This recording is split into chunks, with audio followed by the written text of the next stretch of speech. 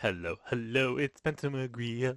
Hello, hello, hello, hello, hello, I'm recording a song. Hello, hello, hello. Okay, this is Spencer McGreal. This is like take number 3. I keep having interruptions, but this time it's not going to be interrupted. MAOA, Race and Crime, from the now disappeared online publication, thealternatehypothesis.org. One gene which plays a role in black's high crime rate is the monoamine oxidase, a gene MAOA.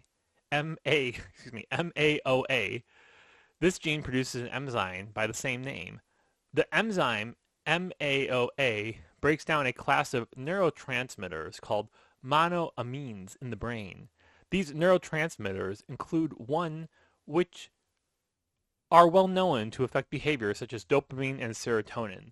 Some versions of the MAOA gene leads to lower levels of MAOA, the enzyme, and therefore more monoamine activities in the brain. The molecular difference between different versions of the MAOA gene lies in the number of times a certain section for its promoter region is repeated. 3 repeat alleles lead to lower than average levels of the enzyme MAOA. The 2 repeat alleles lead to even lower levels of MAOA. Oh, interesting. So it's the MAOA, the problem we have with production of serotonin and dopamine in the brain. An allele, if I remember correctly, is just a variant in the genes being like replicated more than once on the chromosome. I think it's called a locus, is like that's a spot on the chromosome where it's replicated. I'm going to do a book later called Smart and Sexy, which kind of goes more into this stuff, like for laymen, kind of the genetics breakdown of this. Not this specifically, but just genetics in general. Beginning in the 1990s, researchers began to suspect that variations in MAOA levels might be related to traits like aggression and criminal behavior. This suspicion arose following a study on a particular family which carried a rare mutation that led to extremely low levels of the enzyme MAOA. This family had rapists, arsonists, and other violent criminals. Later, geneticists raised rats, with an artificial version of MAOA gene which led to low MAOA production. It was found to cause the rats to act far more aggressive than is typical. The first direct link between common MAOA alleles and violence in humans came from Caspi et al. 2002. This study found that people with either R2 or 3R versions of the MAOA gene tended to be more aggressive than average, but only if they had difficult upbringings. Based on these results, it was hypothesized that low-activity MAOA genes might cause people to have stronger reactions to negative experiences than people with the high-activity version of the gene. Since then, a meta-analysis has confirmed this interaction between MAOA genotype and childhood trauma has been well replicated in male subjects. And actually, in this graph from the Caspi study, you can see just how much more active with severe maltreatment, for example, the low activity in the MAOA gene is compared to the high activity. I'll leave that. Okay. Since then, researchers have found that low activity MAOA also predicts higher levels of antisocial personality, even among those who have not experienced childhood abuse. These variations of genes have also linked to high levels of credit card debt and obesity, perhaps low impulse control. Low activity versions of these genes have also been shown to significantly increase the risk that someone will end up in prison. Given this, it seems plausible that low-activity versions of the MAOA gene leads to increased impulsivity, likely due to increased dopamine activity, which in turn lead to elevated risk of criminal activity, aggression, obesity, and credit card debt. Racial differences in the MAOA gene are well established. Below you can see the reviews of literature in the United States. The vast majority of the research shows that blacks are more likely than whites to carry both versions of the low repeat alleles. So Bever et al. 2013 sample size, wow, sample size was 2,574 whites and 164 blacks. National representative sample. Let's see, the sex both for male.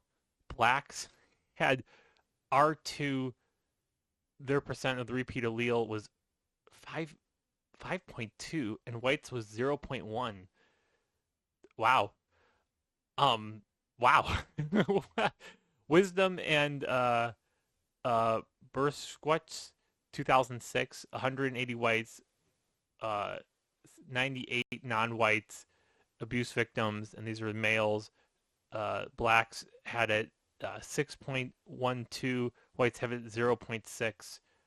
Wisdom, same study, 169 whites that were abuse victims, 143 non-whites, females. Blacks had it 2.6, whites had it 7%. Reti et al. 365 whites, 232 blacks, psychiatric patients,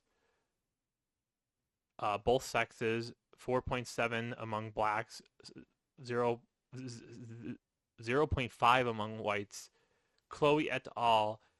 106 whites, 86 blacks, both males. Blacks experiencing the R2 repeat gene 6% of the time, whites 0%. And then there's more. Some of these look like they're repeated. There is a various combined samples at the bottom here from Saboy, Hu, and Hammer, 1998, with 539 whites and 52 blacks. And this is combined samples, both male and female. And you have this is for the third repeat allele. So this is blacks 3R%, 59.1, and appearing whites 33.1.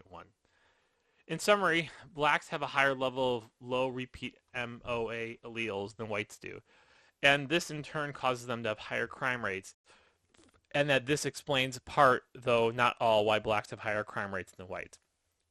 This article is important mostly because it's kind of the first article where we're getting to in the Eltron hypothesis where we're going to build, I guess, a genetic case for differences in crime rates and life outcomes between the races, right? Not focusing as much on the genetic diversity that exists within the races, but the genetic diversity that exists between the races, and trying to come up with, I suppose you could say, alternate hypothesis. That's where they get the name of the site from, to kind of explaining behaviors in the world that are not purely social, not working from the ideas of the Constitution where all men are created equal, or the race denialist argument that all races are the same, and therefore differences in outcome have to be attributed to something systematic. This is just kind of the first swing of the axe, but you're going to see some very interesting arguments coming up. That's all I'm going to do for this one. This is a short article. Next, I'm actually going to revisit a part about scientists and their consensus on whether race is kind of real again in another one of his articles coming up. That's all. Thank you so much. Like and subscribe. Bye.